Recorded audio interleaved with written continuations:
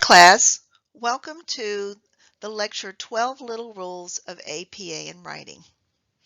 I've taught a number of years, and what I find from students writing is that they're not really familiar with APA, the American Psychological Association style and format. And so this lecture will help you become familiar with some of the issues you might encounter when you're writing your papers. There are many more rules than 12 in APA, but I find these are the most common things that students have to deal with. So let's get started. Everything I'm going to tell you is summarized in a set of guidelines that I've included not only in this week's folder, but in the writing folder on the course site. So if you get confused or you forget things, you can always go back and review it. I do advise you to print this out or have it nearby on your screen as you're writing your papers. Let's get started with rule number 1. When you have to write numbers in your papers, how do you write them? Should you write them as digits or should you write them as words? So the rule in APA is you write out numbers below 10 as words, and you use digits for numbers 10 and above. So for example, I saw 20 students working in 2 classrooms. You would use a digit for 20, 20, but you would write out the word 2, TWO, because it's less than 10. But if a number starts a sentence, always write it out. 13 crows flew by. Even though it's more than 10, you write that out as a word because it starts the sentence. So that's writing numbers. Let's talk about quotes. Where does the punctuation go in quotes?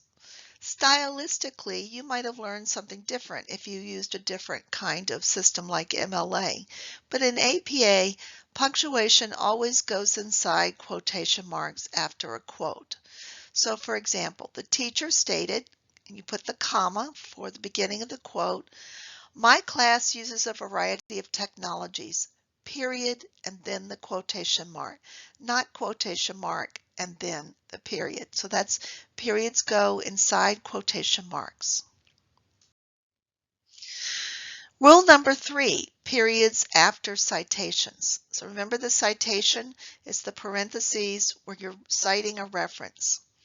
And the rule is citations go before periods if they come at the end of the sentence, and we saw this in a previous lecture. Let's take a look at an example. Feedback is an effective way to raise student performance. There's your citation, Jones, last name, comma, 2018, period. So notice that the period goes after the citation, after the parentheses. But if you're citing a quote, put the citation after the quote, but before the period. So here's a quote from a source. "Many teachers favor formative assessment." Notice your quotes at the beginning and end of that period, but notice there's no period at the end of after the word assessment, because then you put your citation, Jones, comma, 2018. As we've said in a previous lecture, you need a page number because you're quoting. Page 367, and then the period. So the quote, the citation, and then the period. Rule 4 has to do with page numbers in citations. So we've talked about this a little bit before. When do you include the page number in the citation inside the parentheses? And the rule is if you're quoting a source exactly, you need a page number in your citation. If you're not quoting, don't use a page number. So here's an example of something that's not a quote. Jones, remember we can take that last name out of the parentheses and just put the year. Jones, 2018, discusses formative assessment. No quote, no page number. But here's a quote. Jones, 2018, comma, page 213 states, comma, and then the quote. Word for word, summative assessment should be practical. Now, if you're quoting from a website, they don't really have page numbers. Enter the paragraph number instead of a page number. So, for example, body language is a type of formative assessment. Smith, comma, 2019, that's the author of the web page, the date, and para means paragraph 2. That's the second paragraph on the page. And again, you only need that if you're quoting. Speaking of quotes, this rule, Rule 5, has to do with capitalization. When do you capitalize quotes? So you capitalize the beginning of quotes if they are complete sentences, even if they occur in the middle of a sentence in the paper. Look at our example. She stated, comma, I think medication is a good idea for some students. So that's a complete sentence. It has a subject, I, it has a verb, think. That makes it a complete sentence. So you would capitalize that even though it comes in the middle of that sentence she stated. If the sentence said, she stated that, and then a quote such as, she stated that many types of medication were, quote, bad for students. If the actual quote, bad for students, is not a complete sentence, then you don't capitalize it. Rule is, if it can stand alone, you capitalize the first word as if it were its own sentence. Rule 6 has to do with capitalization as well. Capitalize proper nouns. So that means proper nouns refer to specific people or things. So for example, I like Principal Herrera, but many principals need more training. Principal Herrera is capitalized because it's the name of a specific principal. Whereas I would like to be a principal one day does not refer to the name of a specific principal. So capitalize proper nouns, but not other nouns. Rule 7 has to do with capitalizing titles, and you probably learned this a long time ago. Capitalize the titles of books, magazines, the important words. And usually we think of important words as words that have 4 or 5 or more letters. There's a little bit of squishiness about which ones, but you wouldn't capitalize the word in, for example. But Little Women, both little and women are capitalized because they are important words. In addition, you italicize titles in APA. So for example, you would write, Little Women is a work of fiction by Louisa May Alcott. Rule 8 has to do with semicolons versus colons.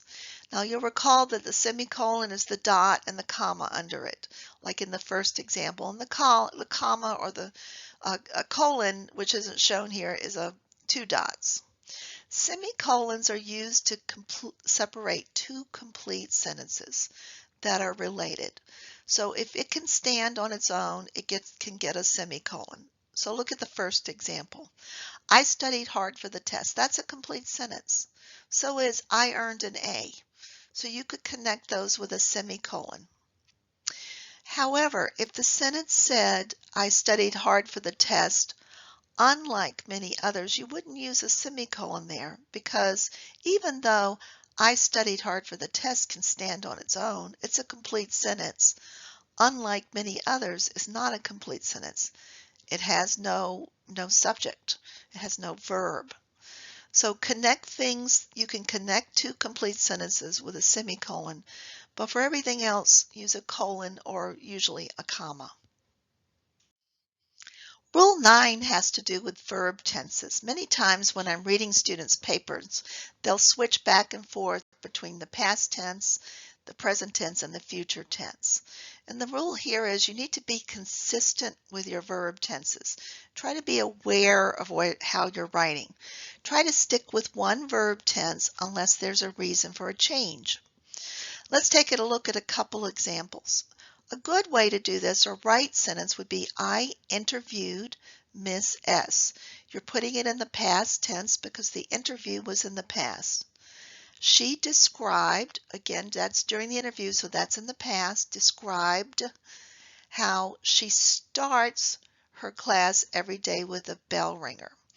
Now the reason you can switch from past to present there is you're talking about a teacher that has an ongoing present practice. So you're not talking about the interview anymore. You're talking about what she's doing presently in her class. I interviewed Ms. S. She described how she starts her class every day with a bell ringer. So anything about the interview you would put in the past tense. Anything she says she does as present practice you could write in the present tense. A wrong way to write that would be, I interviewed Ms. S. Interviewed, past, that's okay. She describes. Why are we switching to the present tense? You're not doing the interview now. How she started. Now you're in the past again, so you're kind of all over the place. Her class every day with a bell ringer. So again, be consistent. Most times you're going to write in the past tense unless you have a reason to switch. Rule 10 has to do with apostrophes. You use apostrophes to show position or in a few contractions. Don't use an apostrophe to make plural nouns. Look at the examples actually on the bottom. The girls went to school. I see this a lot where people just sort of stick an apostrophe on after an S. But the rule is, unless you're showing something that belongs to the girls, like the girls' backpack was missing, then you don't need an apostrophe. If it's just a plural noun, leave it off. You want to use apostrophe to show possession. So look at the top. The cat's toy was a feather. The toy belonged to the cat. The cat possessed the toy. That's when you use an apostrophe. Of course, if it's a singular, it's apostrophe S. If it's plural, like the cats, multiple cats, toys, it would be S apostrophe. Many students also misunderstand the use of apostrophes in its and its. IT apostrophe S means it is, because the apostrophe literally takes the place of the missing I. IT apostrophe instead of I, S. It is. So if you can say it is, like in our example, it is going to snow today can become IT apostrophe S. It's going to snow today. But ITS with no apostrophe is the thing that belongs to whatever comes after it. So the flower opened its petals. It's kind of counterintuitive, but there's no apostrophe there, even though we usually use apostrophes to show possession. It's different here because you can't say the flower opened its petals. So to summarize, most of the time use apostrophes to show possession, but its is tricky. You have to say, can I say it is? And if so, it's IT apostrophe S. Otherwise, don't use it there. Rule 11 is about talking to the reader. Don't tell the reader what you're going to discuss. Simply start discussing it. So don't say in your papers, now I will talk about my observation, or now I will write about my interview. It's like you've been writing along and then you're turning and talking to the reader. Just start talking about it. So instead of saying, now I will talk about my observation, say, I observed a second grade classroom of 20 students. The final rule has to do with introductory phrases. Introductory phrases are those phrases that start with in or many different kinds of different kinds of phrases, but they all require a comma. So in order to earn a good grade in the course, comma, I studied for the midterm for 5 hours. If you're unsure if something needs a comma, try doing this.